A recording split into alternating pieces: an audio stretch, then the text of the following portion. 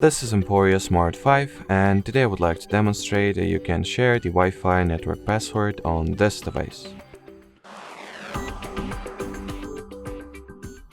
So to start, swipe downwards from the right part of your status bar, which opens the control panel and notification panels. Then touch and hold at the Wi-Fi shortcut.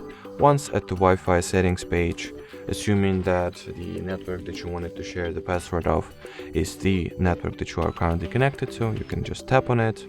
At the network details page, go for the share option, and in here you will be able to see the actual Wi-Fi password as well as QR code that you can further scan with any external phone, mobile device at least, and get the aforementioned device automatically connected to the chosen Wi-Fi network. Alrighty, so that would be it for this video. Thanks for watching, thanks for your attention, and bye bye.